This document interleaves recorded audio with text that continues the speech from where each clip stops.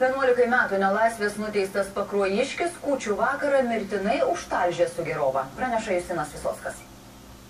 Nuosprendžio išklausyti atvesdintas 22 metų teisiamasis Mindaugas Šimkus iškart pademonstravo ūmų būdą ir užsipuolė jį fotografavusius bei filmavusius žurnalistus. Lygiai taip pat be priežasties buvo užpultas ir Romualdas Aliošius. Pernai gruodžio 24-ąją juodu ir dar keli žmonės girtavo name Pakruojyje Kranto gatvėje. Kūčių stalas buvo tikrai turtingas, butelis šampano ir nesuskaičiuojamas kiekis plastikinio alaus butelių. Gerokai apgirdęs Mindaugas Šimkus nei iš jo, nei iš to ėmė talžyti name gyvenantį Romualdą Aliošių. Vyras iš pradžių buvo talžomas rankomis, po to Mindaugas Šimkus jį pargriovė ir spardė bei daužė plaktuku. Nė vienas iš Sugirovų mušeikos nesulaikė. Sumuštas žmogus buvo ištemtas į lauką ir ten mirė. Ekspertai nustatė, kad vyrą mirtis ištiko į smegenis išsiliejus kraujo. Už šaltakraujišką žmogžudystę kaltės neneigusiam 6 kartus teistam Mindaugui Šimkui Šiaulių apygardos teismas skyrė 11 metų nelaisvės.